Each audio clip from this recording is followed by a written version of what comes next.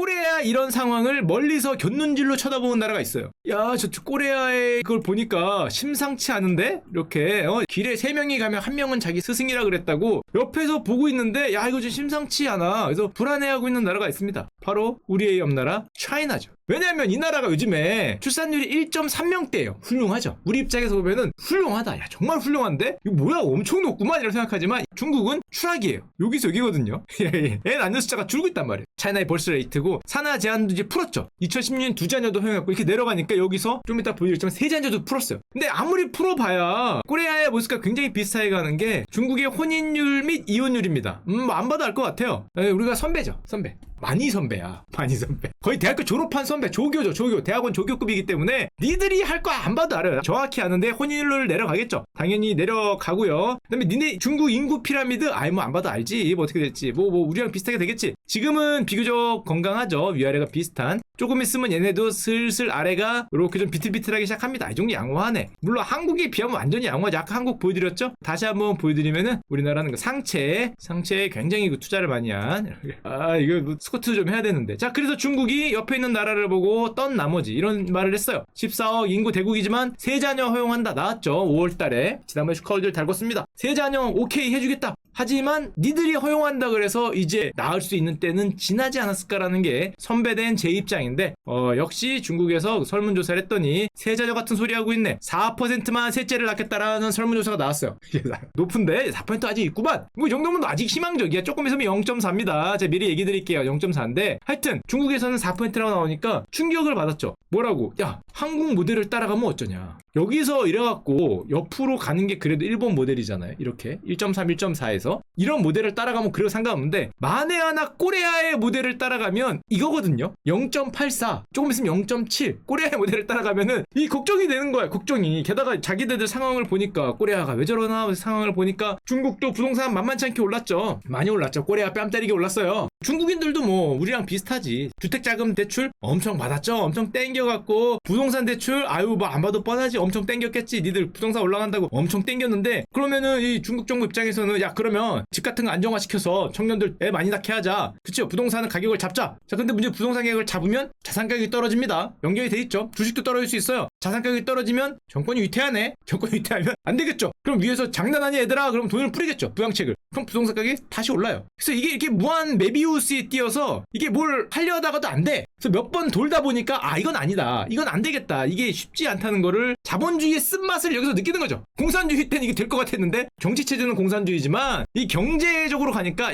자본주의의 달콤함 대신에 쓴맛이 있는 거죠. 자, 그래서 생각을 합니다. 중국 같은 경우에 고민을 해요. 어떻게 하면 애를 많이 낳게 할 수 있을까? 청년들이 어떻게 하면 애를 많이 낳게 할 수 있을까? 이런저런 대책들이 많이 나오는데 그 대책들을 다 보여드릴 수는 없으니까 이런 생각을 합니다. 그러면 우리나라랑 똑같죠. 애를 가졌을 때 가장 비용이 많이 드는 게 뭘까? 그걸 줄여주자. 돈을 막 줄 수는 없으니까. 돈을 막 주면 또 부동산 가격이 오를 거 아니에요. 우리나라랑 똑같아요. 그래서 아이 키우는 비용을 줄여주자. 중국에서 아이 키우는데 가장 비용이 많이 들어가는 것이 무엇인가를 고민을 하기 시작합니다. 이게 뭘 것 같아요? 우리나라 생각해봐요. 아이 키우는데 뭐가 힘듭니까? 물론 집도 힘들지만 집값은 아까 얘기했지만 메비우스에 띠라니까 잡기가 쉽지 않아요. 긴축을 해야 되는 거잖아요. 돈을 흡수해서. 그러면 경제가 흔들리고 그러면은 위에서 이 주석 형들이 장난치냐고 그러니까 돈을 또 풀고. 그쵸? 우리랑 똑같아요. 여러분들도 바로 답이 나오네. 중국 이게 더 심하죠. 중국은 교육열이 거의 코레아랑 비슷한 것 같아. 교육비가 엄청나게 많이 드는 걸로 유명합니다. 6세에서 18세 학생 중 75% 이상이 그 개별학습 지도를 받고 있다. 우리나라 비슷할까? 학원 안 가는 애는 없으니까. 게다가 중국 하면 유명하잖아요. 중국은 무슨 나라입니까? 그 유명한 맹모 삼천지교. 맹자의 어머님이 3번 이사했다. 애 공부를 위해서. 야, 대단하다. 부모님이 지금 생각해봐요, 여러분. 애 때문에 한 번 이사하는 것도 힘든데 3번 이사한 분이에요. 3번. 학군 때문에. 초등학교 한 번, 중학교 한 번, 고등학교 한 번, 3번 이사한 게 중국의 맹자 부모님이셨고요. 미국까지 갔잖아요. 중국 분들이 미국 가면 뭐라고 불리는지 아세요? 유명한 단어죠? 이것도 몇 년 전에. 타이거맘.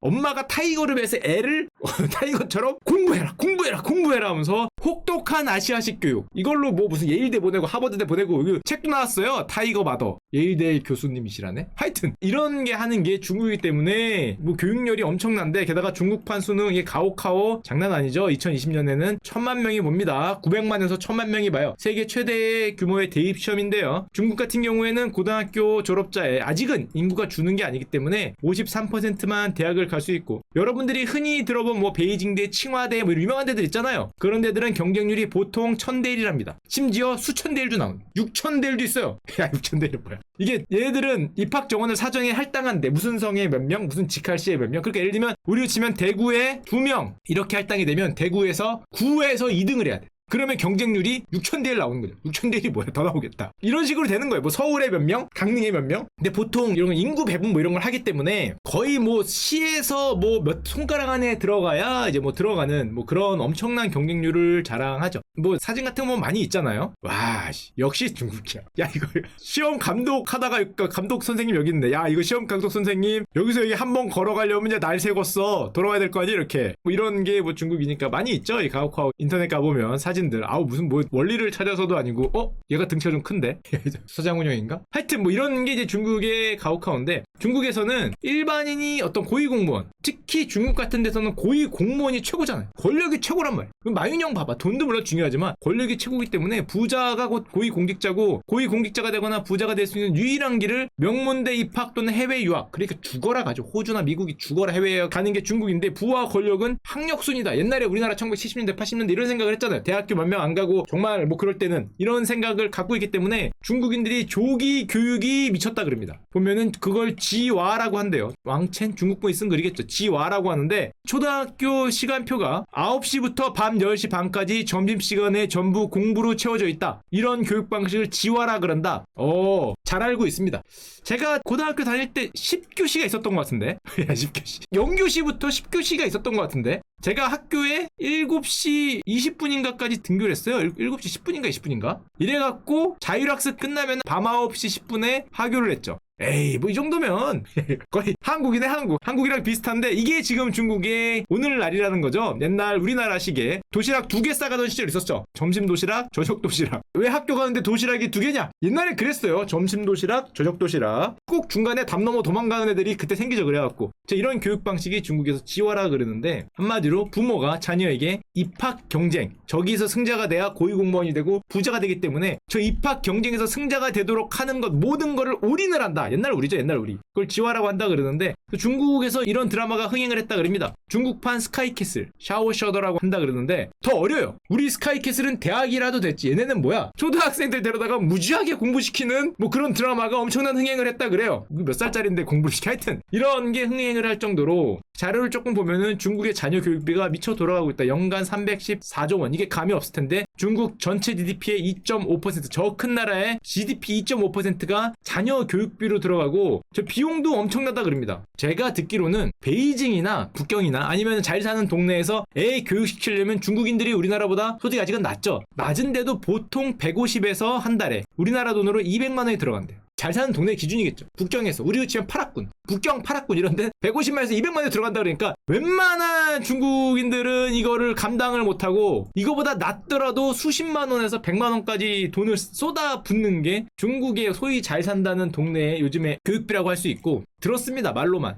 평균값으로 따져도 1년에 318만 원, 한 달에 25만 원, 30만 원 동안 쓴다는 건데, 이 나라는 우리나라의 GDP 3분의 1이 안 돼요. 그럼 무슨 소리입니까 이게? 우리나라로 치면 한 달에 자녀교육 평균값이, 많이 쓰는 값이 아니라 평균값이 한 달에 100만 원을 우리나라 입장으로 치면 쓰는 거니까, 많이 쓰는 사람들은 한 달에 200만 원, 300만 원 이상을 쓴다는 거죠. 게다가 중국은 초등학생까지 사교육 참여율이 47%, 이것도 2016년 기준이기 때문에 50%가 넘어갔을 거예요. 절반 이상이 다들 학원에 다니는, 교육에 미친 나라라고 할 수 있는데, 이거 우리나라도 뭐 비슷하죠. 저는 이거 잠깐 딴 얘기지만, 이거 깜짝 놀랐던 게, 대치동의 한 학원에서 3대 영재고의 신입생의 절반을 나왔다. 서울과학고 정원의 절반이 A학원 출신이었다. 궁금하다. 어딥니까? 대단하다. 이걸 보면서 참 대단하다 생각해야 되면 우리나라 만만치 않죠. 그래서 중국이 저런 교육에 관해서 또 꼬레아를 싹 보니까, 꼬레아는 어떤 식으로 발전을 했어요? 그쵸? 역사와 전통의 종로 대성 있었죠. 노량진에 종로 대성 재수하면 1위로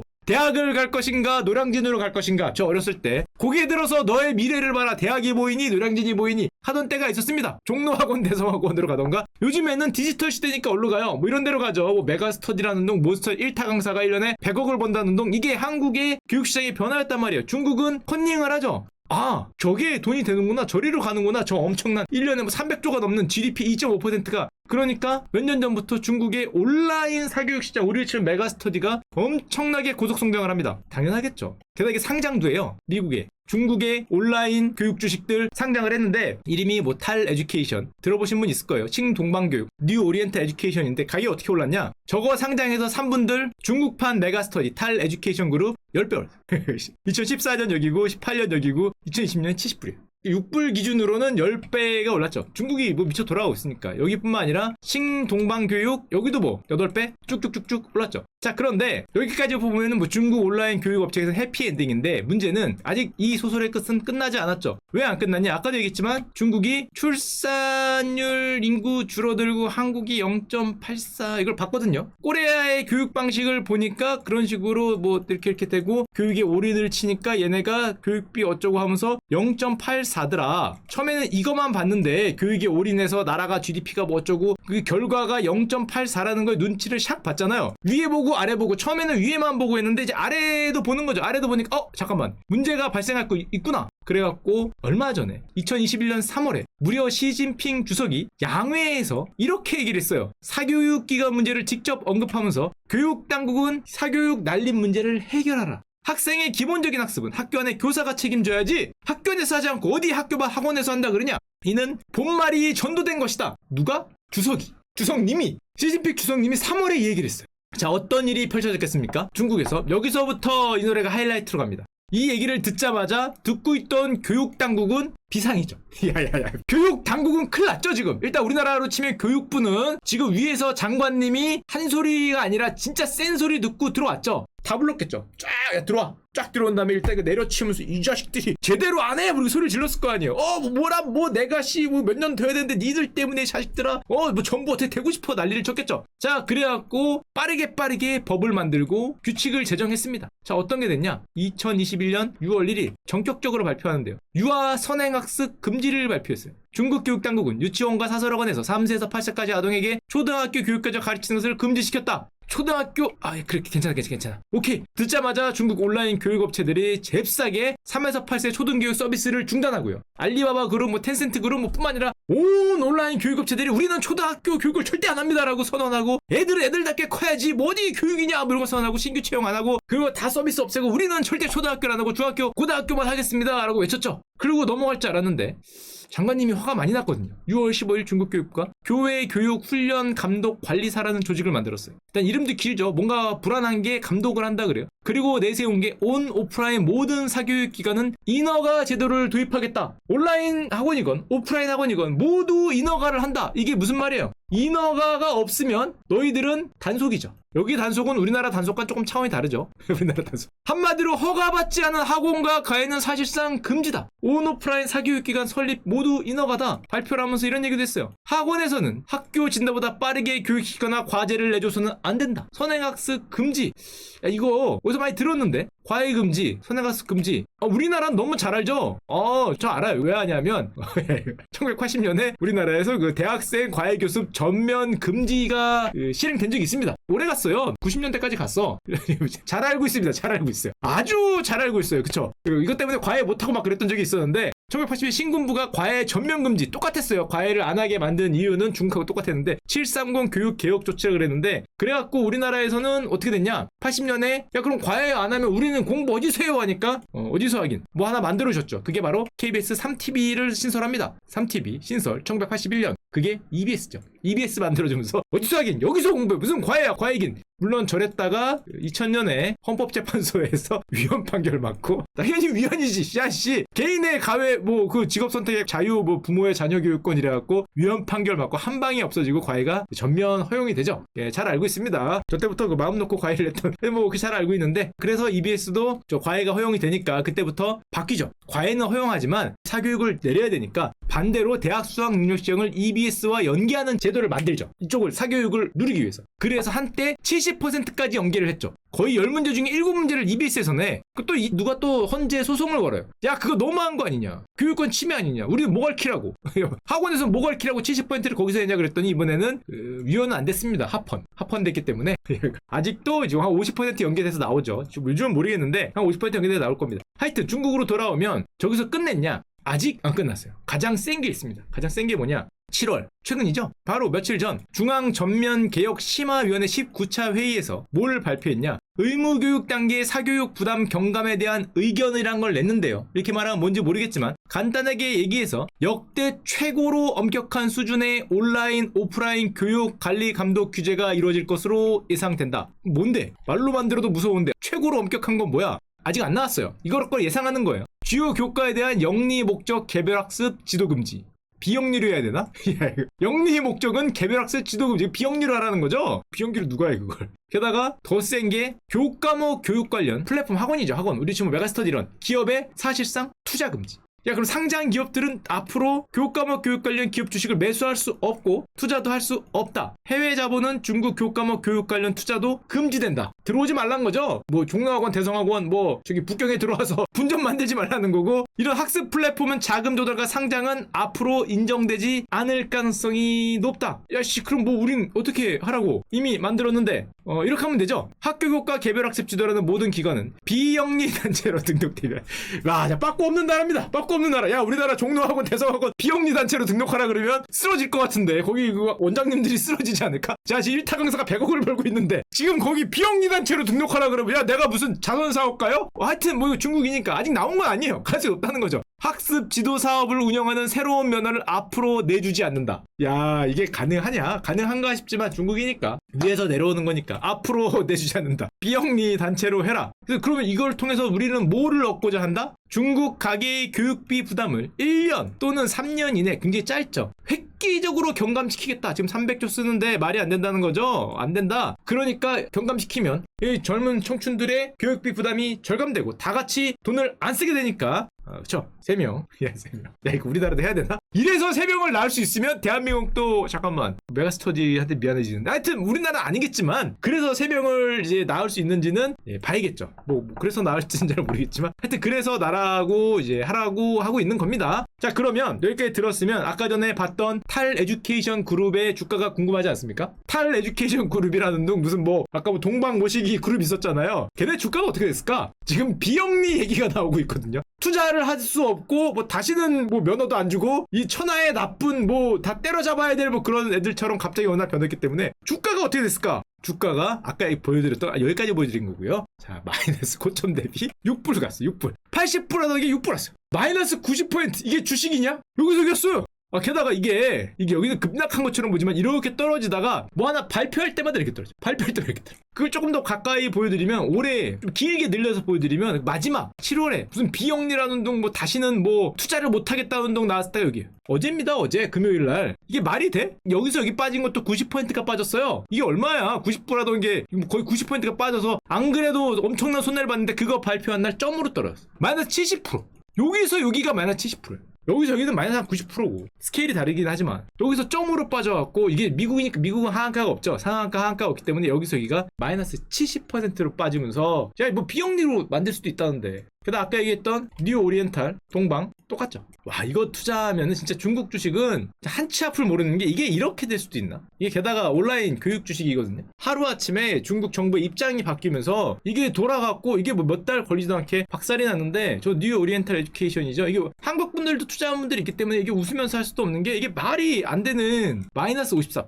여기서 저 발표 나오는데, 와, 물론 하한가에 뭐 있어도 똑같겠지만 하한가가 없는 때이기 때문에 저 강력한 중국 정부 의지가 나오니까 반토막이 나면서, 이게 미국 시장에 상장돼 있잖아요. 이해는 할 수 있어요. 왜냐하면 중국 정부가 저렇게 얘기하니까. 이 디디 추싱, 내내 한번 슈커를 잘 걷던 주식, 우리 마윈영, 알리페이, 디디 추싱, 정부 말을 조금 안 들었다가 아직도 난치고 계시죠. 난을 치고 계시기 때문에 여기는 지금 소식이 없어요. 소식이 없는 뭐 그런 상황이기 때문에. 게다가 이 디디 추싱가에서는 저 창업자에 대한 소식은 없지만 기업에 대한 소식은 있죠. 디디 추싱은 어떻게 돼 있냐? 중국 정부가 7개 부처를 동원해요. 디디 추싱을 탈탈 털고 있다는 게 뉴스로 올라오고 있어요. 7개 부처가 어디냐? 저 기업에 쳐들어가서 지금 장부 꺼내고 뭐 컴퓨터 꺼내고 뭐 뒤에 있는 거 다 들고 나오고, 집기 들고 나오고 있는데, 7개 부처가 공안부, 국가안전부. 야, 무슨 사기업에 국가안전부가 들어가? 자연자원부 쭉 세무총국, 돈도 터는 거죠. 시장감독총국. 야, 우리로 치면은 검찰, 경찰, 국토부, 교통, 뭐 어디라고 해야 되냐, 뭐 금감원, 금융위 다 들어갔다는 거잖아요. 다 들어가서 디지추징의 본사를 통째로 들고 나오고 있다. 저렇게 들고 나온 다음에 최근에 나온 뉴스, 뉴스를 보면 디디추싱은 중국은 역대 최대급 과징금을 검토하고 있다. 그 전에 1위는 어디였는데 그 디디추싱 이전에 역대 최고 과징금 1위는 아까 얘기했던 그 알리페이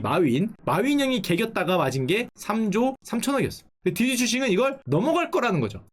최소 4조, 5조일 수도 있고 6조일 수도 있고 7조일 수도 있죠. 저게 저렇게 나오고 있으니까 심지어 더 세게 나오는 곳은 중국 정부는 디디추싱의 뉴욕 증시 지금 상장했잖아요. 정부 하지 말랬는데 몰래 했다고 이제 화내는 거니까 강제 상장 폐지까지 검토할 수 있다.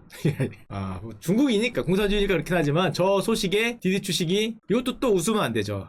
이 디디추싱 우리나라 분들 많이 들어갔는데 훌륭한 기업이니까 여기서 여기가 마이너스 21% 찍었어. 여기서 여기는 뭐 엄청나게 빠졌고 상장한 다음에 디디추싱이 정말 미래가 유망한 기업이었는데 저 한 방에 뭐 그냥 추풍낙엽처럼 저렇게 가격이 빠지고 있기 때문에 중국 온라인 기업들도 뭐 똑같이 가지고 있는 거고 게다가 지금은 더 중국 공산당이 얘기하는 거에 따를 수밖에 없는 게 2022년 내년이 어떤 해예요? 중국 제20차 당대회 뭐가 결정됩니까? 시진핑 주석의 3년임이 결정. 원래 10년씩 하는 거잖아요. 중국 주석은 3년이면 안 되는 거거든요. 옛날에 따지면 법을 바꿨기 때문에 안 되는 건 아니죠. 할지 안 할지가 내년이에요. 그 어떤 것도 일로 다 모든 포커스가 되고 있기 때문에 이 3년임에 만약에 걸리적거리는 뭔가가 있으면 그쵸 무슨 뭐 공산당 100주년 기념식 전날에 미국에 상장을 하거나 무슨 중국 출산율이 문제가 될 것 같은데 자꾸 온라인 교육을 하거나 뭐 이딴 짓을 해서 걸리면 가는 거죠. 가기 때문에 2022년 이걸 향해서 가기 전까지는 가는 길에 내가 왠지 저 넓은 길에 돌뿌리가 이렇게 나와 있는 게 그게 하필 나라면은 이건 가는 거죠. 밀리는 거죠. 밀리는 거기 때문에 지금 뭐 중국에서 벌어지고 있는 일이고요.